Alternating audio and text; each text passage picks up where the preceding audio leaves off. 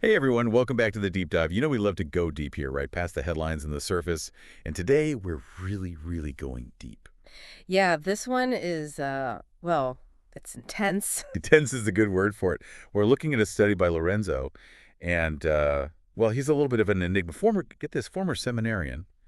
Yeah, he went from like the Patient. heart of the church to, well, to exploring some pretty out there mystical ideas. Some might even say heretical.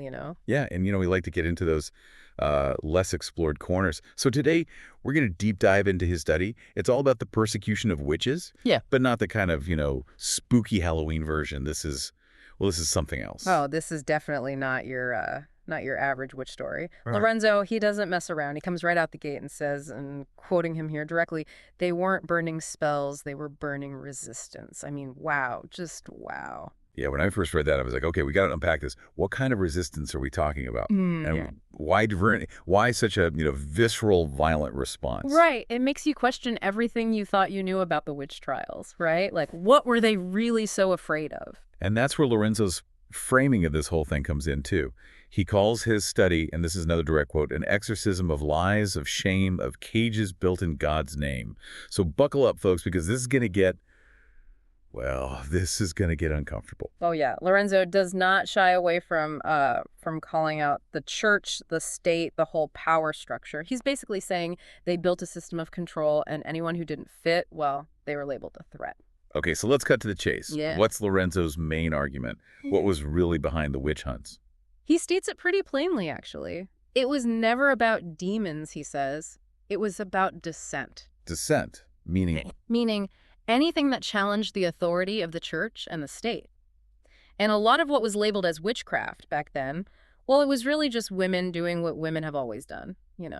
like what? Give us some specifics. Things like, helping with childbirth, midwifery, that was a huge one. Makes sense. Yeah. Back then, that was life or death stuff, right? Exactly. And Lorenzo points out that a lot of times male doctors weren't even allowed in the birthing room.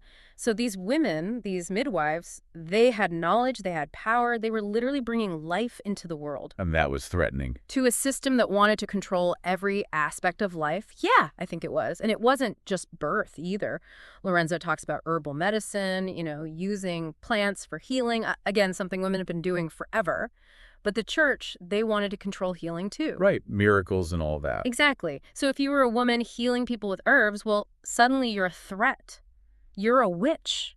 It's interesting that Lorenzo frames this as a loss of knowledge, a genocide of wisdom, as he calls it. Yeah, he really emphasizes that. He's saying they didn't just burn women, they burned entire systems of knowledge. They burned a way of life.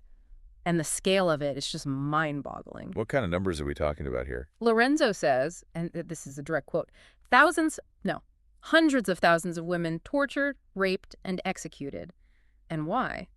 All for remembering something sacred. All for being ungovernable. That's Lorenzo for you, right to the point. Yeah, no sugarcoating. And he specifically says remembering something sacred. What does he mean by that? I think he's getting at this idea of an ancient, intuitive wisdom that especially women were carrying, a connection to the earth, to the cycles of nature, to the mysteries of life and death. And that was a threat to the church. To their control, yeah, definitely. Because this was knowledge that wasn't coming from the Bible, it wasn't coming from priests, it was coming from within, from experience, from tradition. So who exactly were they targeting, according to Lorenzo? Anyone who held knowledge that wasn't sanctioned by the church or the state. He lists doctors, midwives, seers, basically anyone who knew without permission.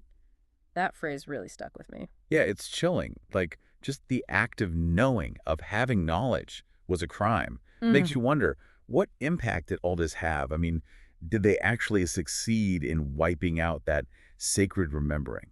Well, Lorenzo argues that it definitely had a lasting impact. He thinks it's part of why, even today, women might hesitate to speak up in churches, might doubt their own intuition, might feel ashamed or scared to embrace, even the word witch. That's heavy, a lot to process. Yeah, but he does offer a glimmer of hope. He says the wind has changed.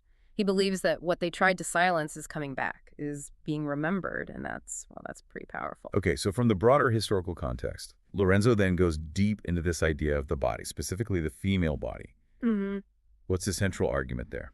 He says that the real fear, the primal fear that drove the witch hunts wasn't about the devil or demons or any of that. It was about the bleeding woman, the birthing woman, the moaning woman, the woman who knew things before they were spoken. Okay, wow, that's a lot to unpack. He's saying the female body itself was the threat. That's exactly what he's saying. He believes that the female body, with its cycles, its rhythms, its ability to create life, to experience pleasure, to bleed, all of that, was seen as a source of power that the church just couldn't control. And he's not talking about, like, women having political power or anything like that. He's talking about something more primal. Right. It's like this raw elemental power that comes from being connected to the natural world, to the cycles of life and death.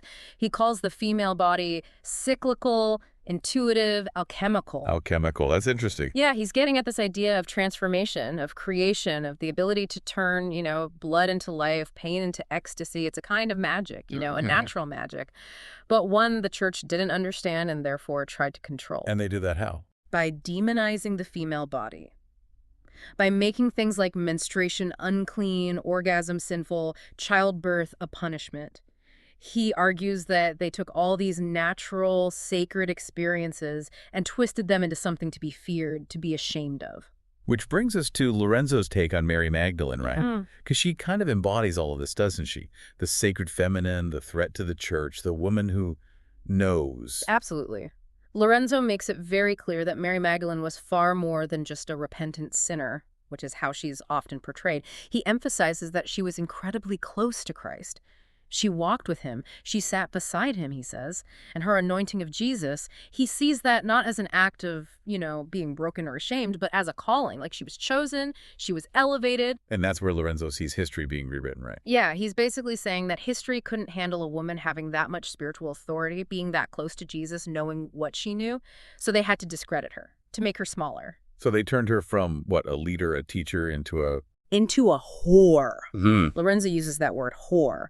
And he's very clear that it wasn't about sin. It was about knowledge, about her having access to spiritual truths that the men in the church didn't want her to have. He even brings in evidence from outside the traditional Bible, doesn't he? Yeah, he points to the Gospel of Mary, which isn't part of the official canon. And in that gospel, Mary Magdalene is portrayed as having a really deep understanding of Christ's teachings. She talks about the soul's ascent, about inner light, about Gnosis. And the disciples, well, they're not happy about it, especially Peter. Yeah, what's their reaction? They're basically like, she's a woman. How could Jesus have told her things he didn't tell us? And Lorenzo sees that as the root of the problem. It's not that she's wrong, it's that she's a woman with knowledge, and that just doesn't fit their worldview. And the church basically followed Peter's lead, right? Yeah, they erased her gospel, they hid her teachings, and they turned her into this, tearful, repentant figure, the cautionary tale. The fallen woman. Right. Instead of the powerful, wise, spiritually adept woman that Lorenzo believes she was, he offers this really beautiful alternative portrait of her. He says, Mary Magdalene wasn't repentant. She was radiant. She didn't fall at his feet in shame. She rose beside him in resurrection. She wasn't the sinner. She was the seer. Wow. Okay, so the church was afraid of her knowledge, of her power. But why? What were they so afraid of? Lorenzo argues that if her true role as a trusted confidant and spiritual leader were to be widely known, it would have completely undermined the church's authority. It would have shown that women could be just as spiritually advanced, just as wise, just as worthy of leadership as men, and that was just unacceptable to the patriarchal power structure. Lorenzo's view of Mary Magdalene is really a complete inversion of the traditional narrative, isn't it? It really is. He sees her as this multifaceted figure who defies categorization, priest and prophet, lover and mystic, woman and wisdom, he calls her. And he points out this really interesting detail that while the apostles were always arguing among themselves, Jesus actually listened to Mary Magdalene. He valued her insights. Which is quite a statement. All right, so from this idea of Mary Magdalene as embodying the suppressed feminine, Lorenzo then moves on to tackle the whole concept of witchcraft head on. How does he approach it? He starts by really breaking down the word itself. He says witchcraft is simply unlicensed knowledge. It's the divine feminine's inheritance, he says, and it has nothing to do with the devil. He's basically reclaiming the word, taking it back from centuries of demonization. So we need to throw those images of, cackling witches and bubbling cauldrons. That's not what he's talking about. Not at all. He's talking about something much more grounded, much more connected to the natural world. He talks about healing hands, bloodline wisdom, the knowledge held in herbs like mugwort and rosemary. So like folk medicine, Uh, herbalism. yeah, that's part of it. But it's also about intuition, about connecting with the cycles of nature. He says, syncing with the moon, not fearing its power, listening to dreams, not dismissing them as mere fantasy. It's about trusting your inner knowing, your connection to something larger than yourself. He also says that they burned science before it had a name. What does he mean by that? He's talking about the loss of knowledge that happened during the witch hunts. Not just spiritual knowledge, but practical knowledge about, plants and healing and the human body. He's saying that they burned midwives who understood childbirth better than any doctor at the time. They burned herbalists who knew how to use plants for medicine. They burned women who understood the cycles of nature, the rhythms of the seasons. And all of that, he says, was science before it had a name. So it wasn't just about religion then. It was about suppressing any form of knowledge that threatened the established order. Exactly. And he makes this really poignant point that they didn't just burn bodies, they burned libraries written in skin and breath, ancient rites passed through wombs and whispers. He's talking about the destruction of oral traditions, of ancestral knowledge passed down through generations of women. That's powerful imagery. So what, in Lorenzo's view, was the true essence of witchcraft? If it wasn't about demons and evil spells, what was it really about? For him, it was about a deep embodied connection to the sacred, a way of knowing that wasn't bound by dogma or scripture. He calls it medicine, ecology, a cosmology rooted in the sacred body, the sacred earth, the sacred dream. It was a way of life that honored the feminine, the cyclical, the intuitive. It's what he calls the feminine path of Gnosis. And where did the church fit into all of this? Were they just completely opposed to magic in all its forms? Lorenzo makes an interesting distinction here. He says that the church wasn't necessarily the enemy of magic, but rather the gatekeeper. Hating. Meaning they wanted to control it. They were okay with magic as long as it served their purposes, as long as it was under their authority. So you had blessed incense in the church, but cursed herbs in the forest. You had sanctified wine for communion, but condemned potions brewed by women. You had venerated male saints, but jailed spirit-speaking girls. It was all about who had the power to define what was sacred, what was acceptable, what was allowed. So witchcraft was like the underground version of religion, the unauthorized version. Exactly. Lorenzo calls it the unlicensed version. The gospel without a bishop. The blessing without a robe. The divine, whispered in a woman's tongue. It was the spiritual impulse, the connection to the sacred, but without the church's stamp of approval. And despite all the persecution, he believes that this way of knowing, this witchcraft, managed to survive. He does. He points to things like lullabies, kitchen herbs, menstrual rituals. He says these are all remnants of that ancient wisdom, that remembrance that was passed down through generations of women, often in secret, often in whispers. And that's what threatened the church, he says. Not spells, but remembrance, the remembering of a different way of being, a different way of knowing. And he ends this part with a really striking statement, doesn't he? He says, because you don't burn something unless it has power. And they burned it again and again. That pretty much sums up his whole argument, doesn't it? Yeah, it really does. Okay, so from this historical perspective, Lorenzo then shifts to focus on what he sees happening in the world today. He says there's a shift happening, a kind of resurgence of the feminine. Yeah, and he starts by speaking directly to the listener, which I always find interesting. He says, you felt it, haven't you? The pull toward the moon, the craving for meaning that isn't in a pulpit, but in your blood. Like he's acknowledging this feeling that a lot of people are having, this pull towards something ancient, something deeper. And he's not talking about like a passing fad or a trend here. No, he calls it a spiritual resurrection, and he emphasizes that it's not just a phase, it's a fundamental shift. What are some of the signs he sees of this shift? What's happening in the world that points to this resurgence of the feminine? He talks about things like astrology becoming more popular, but not in a, fortune-telling kind of way, more like a tool for self-discovery, for understanding your own unique energy. Like a way of reclaiming your own narrative. Yeah, exactly. And he mentions tarot too, but again, not about predicting the future, but about what he calls soul-telling, like using those cards as a way to tap into your own intuition, your own inner wisdom. He also talks about herbalism, dream work, things that have been around for centuries but are suddenly having a resurgence. Right, and he connects all of that to this idea of sacred embodiment, this reconnection with the body, with the earth, with the cycles of nature. It's about finding the sacred within yourself, not in some external authority. And who does Lorenzo say is leading this movement? Who are the people at the forefront of this shift? He says it's the ones they exiled, the women, the queer mystics, the neurodivergent prophets, the too sensitive, the too loud, the too much, the ones burned, bound, banished, and now reborn. Powerful. He's basically saying that the people who were marginalized, who were persecuted for being different, they're the ones who are now showing us a new way. That's exactly what he's saying. And he points out that they're not just rebuilding old systems, they're creating new ones. He says, we're not rebuilding old altars, we're creating new ones. Digital, ancestral, unapologetic. Like they're blending ancient wisdom with modern tools, creating new spaces for spirituality that are inclusive, that are empowering, that are outside of the traditional power structures. He makes a strong contrast between, the restrictions of the past and the freedom he sees emerging now, doesn't he? He does. He says that people are no longer waiting for permission to connect with the sacred. They're lighting their own candles, creating their own rituals, finding their own meaning. He says the sacred isn't in a book they wrote. It's in your womb, your tears, your touch. So it's not about going back to the old ways. It's about creating something new, something that reflects who we are now.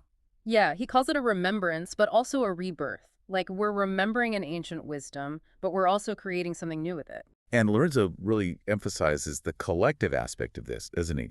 It's not about individual enlightenment. It's about something bigger. Right. He says, you're not alone anymore. This isn't one witch in a forest. It's a collective remembering, a planetary ritual, a choir of heretics singing under eclipses and uploading spells on TikTok. Okay, yeah, that's a great image.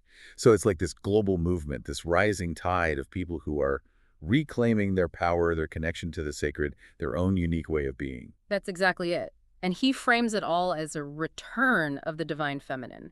Not that she ever went anywhere, he says, but that we're finally waking up to her presence, to her power. Okay, so this brings us to Lorenzo's vision of the return of the priestess. What does he see happening there? Well, he makes it clear that this isn't about women trying to fit into, the existing structures of the church or anything like that. He says she's building her altar in her own body. That's his central image. So it's about a very personal, very bodied form of spirituality. Exactly. It's about recognizing that the sacred is within you, that you don't need external validation, you don't need permission, you don't need a robe or a title. What does Lorenzo say this rebirth of the priestess actually looks like? What's different now? He says her intuition is the vestment, her breath is the prayer, her dreams, her visions, her blood are gospel enough. It's about trusting your own inner knowing, your own experience, your own connection to the divine. And he revisits the ways in which the priestess has been silenced and demonized throughout history, doesn't he? He does. He lists all the names they used to control her, to discredit her. Heretic, Eve, Magdalene, harlot, witch. He's showing how they tried to take away her power by labeling her, by shaming her, by associating her with sin and darkness. Lorenzo's basically saying no more. Right. He contrasts the church, with their stolen gold and their cathedrals built on guilt, with the priestess who kept sacred time by the moon, learned resurrection through the womb, taught initiation through blood and bone. It's a very different way of knowing, a very different way of being in the world. And he believes this priestess archetype is awakening in people all over the world. Yes. He sees her in the woman who reads birth charts at dawn, the artist who paints Mary with a serpent crown, the healer who knows how to draw out pain with her hands, the mother who sings blessings over her child's fever. He's saying that she's everywhere, that she's in all of us, waiting to be remembered, waiting to be embodied. Lorenzo has such a way with words. I love those contrasts he uses. Like, the church has walls, but the priestess has portals. The church canonizes men, but the priestess consecrates the broken. It's beautiful, isn't it? And it gets to the heart of what he's saying. The priestess doesn't build walls to keep people out. She creates portals to invite people in. She doesn't elevate those who already have power. She empowers those who have been marginalized, who have been broken, who have been forgotten. And what about the priestess herself? How does Lorenzo describe her actions, her way of being? He says, she doesn't preach, she remembers, she doesn't ask, she declares. I just love that. It's so powerful. It's like she's reclaiming her rightful place, her inherent authority, no longer asking for permission, but simply stepping into her power. And Lorenzo's concluding statement in this section is really something, isn't it? Oh, yeah. He says this is not a comeback. It's a coronation. And then he speaks directly to the listener again. You are the temple. You are the priestess. You are the sacrament. They can't excommunicate you from a sanctuary they never built. Goosebumps every time. It's such a powerful affirmation. Like, you don't need their approval. You don't need their permission. You are already whole. You are already sacred. And he ends with this image of, what, the priestess's voice finally being heard, finally being unleashed? He says, the high priestess is no longer silent. She's speaking through you, through all of us. And this time, the sacred isn't hidden, it's unstoppable. I mean, wow. Wow is right. Okay, Lorenzo ends this whole study with a final monologue. He describes it as raw and sacred. I think that's a pretty accurate description. I'm going to let you take this one. Okay, here goes. Lorenzo says, they burned you for remembering, but your ashes became ink. And now your story is being written in every language they tried to erase. They cursed you for dreaming, but your dreams outlived their doctrines. Because while they crowned kings, you were planting moonflowers in graveyards, and they bloomed. They silenced you for knowing, but your silence echoed through centuries like a hidden bell, and now it tolls. You weren't dead, you were underground like mycelium, spreading, connecting, waiting for the right season to break the surface and turn rot into resurrection. And now the stars are aligned, not just in the sky, but in your blood, your breath, your bones. Light the candles, call the ancestors, not with reverence, with recognition. Because you are the return they prophesied when they spoke in tongues they didn't understand. You are the unnamed chapter they tore from the gospel. You are the spell they couldn't unwrite. And here's the truth they feared most. The divine never wanted temples, it wanted vessels. And you, priestess, were always the altar. So don't knock on their doors. Don't seek their validation. Don't argue about permission. Take the incense, take the flame, take the name they tried to bury, and build your throne where they left your bones. Because this time, you're not coming back. You're taking back. And what they called heresy was just power in the wrong hands. Yours? And now, they're right where you want them, listening. Lorenzo's words stay with you, don't they? So much to think about, to feel, to unpack. What are you taking away from this deep dive? What resonates most with you? We'd love to hear your thoughts.